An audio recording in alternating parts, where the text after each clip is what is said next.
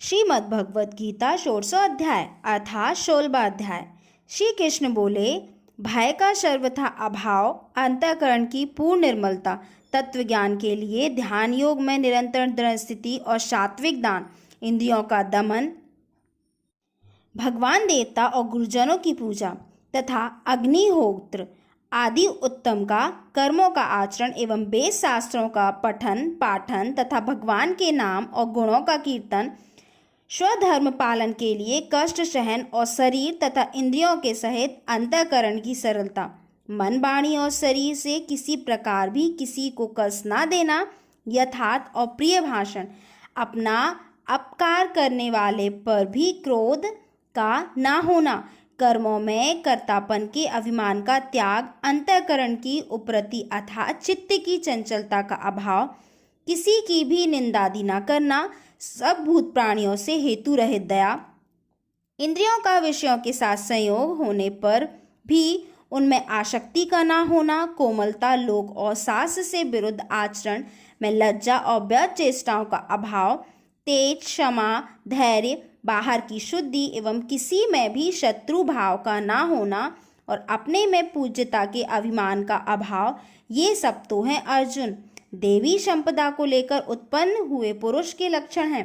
हे पार्थ, दंभ, घमंड और अभिमान तथा क्रोध, कठोरता और अज्ञान भी ये सब आसुरी संपदा लेकर उत्पन्न हुए पुरुष के लक्षण हैं।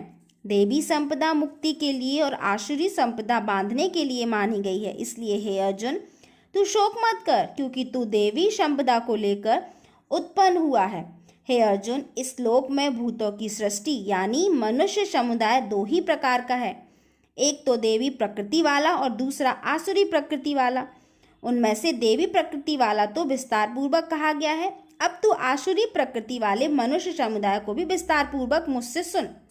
आसुरी स्वभाव वाले मनुष्य प्रवृत्ति और निवृत्ति इन दोनों को ही नहीं जानते, इसलिए उनमें ना तो बाहर भीतर की शुद्धि है, ना श्रेष्ठ आचरण है और ना सत्य भाषण ही है।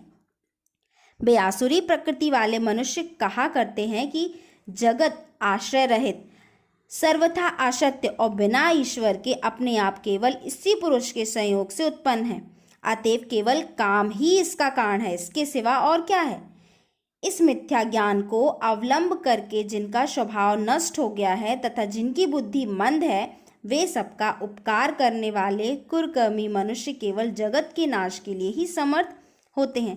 वे दंभ, मान और मद से युक्त मनुष्य किसी प्रकार भी पूर्ण न होने वाली कामनाओं का आश्रय लेकर अज्ञान से मिथ्या सिद्धांतों को ग्रहण करके भ्रष्ट आचरणों को धारण करके संसार में विचरते हैं तथा वे मृत्युपर्यंत रहने वाली असंख्य चिंताओं का आश्रय लेने वाले, विषय भोगों के भोगने में तत्पर रहने वाले, इतना ही सुख है इस प्रकार मानने वाले होते हैं।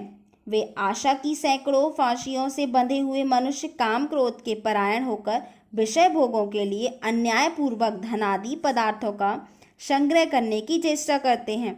वे सोचा करते हैं कि मैंने आज यह प्राप्त कर लिया है और अब इस मनोरथ को प्राप्त कर लूँगा, मेरे पास यह इतना धन है और फिर भी यह हो जाएगा। वह शत्रु मेरे द्वारा मारा गया और उन दूसरे शत्रुओं को भी मैं मार डालूंगा।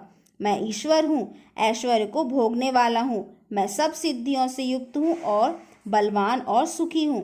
मैं बड़ा धनी और बड़े कुटुंब वाला हूँ, मेरे समान दूसरा कौन है। मैं यज्ञ करूँगा, दान दूंगा और अमोद प्रमोद करूँगा। इस प्रकार ज्ञान से मोहित रहने वाला तथा अनेक प्रकार से भ्रमित चित्त वाले मोह रूप जाल से क्षमाव्रत और विषय भोगों से अन्यत आसक्त आसुर लोग महान अपवित्र नरक में गिरते हैं। वे अपने आप को ही श्रेष्ठ मानने वाले घमंडी पुरुष धन और मान के मद से युक्त होकर केवल नाम मात्र के यज्ञों द्वारा पाखंड से शास्त्र विधि रहित यजन करते हैं। वे अहंकार, बल, घमंड, कामना और क्रोधादि के परायण और दूसरों की निंदा करने वाले पुरुष अपने और दूसरों के शरीर में स्थित मुझ अंतर्यामी में द्वेष करने वाले होते हैं। उन द्वेष करने वाले पापाचारी और कुकर्मी नराधमों को मैं संसार में बार बार आसुरी योनियों में ही डालता हूँ। हे अर्जुन, वे मूढ़ मुझको ना प्राप्त होकर ही जन्म जन्म से आसुरी योनि को प्राप्त होते हैं, फिर उससे भी अति नीच गति को ही प्राप्त होते हैं, अर्थात घोर नरक को में पड़ते हैं। काम, क्रोध और लोभ, ये तीनों प्रकार के नरक के द्वारा आत्मा का नाश करने वाले, अर्थात उसको अधोगति में ले जाने वाले। अतएव इन तीनों को त्याग देना चाहिए। हे अर्जुन, इन तीनों नरक के द्वारों से मुक्त पुरुष अपने कल्याण का आचरण करता है, इससे वह परम गति को जाता है, अर्थात मुझको प्राप्त हो जाता है। जो पुरुष शास्त्र विधि को त्याग कर अपनी इच्छा से मनमाना आचरण करता है, वह ना सिद्धि को प्राप्त होता है, ना परम गति को और ना सुख को ही।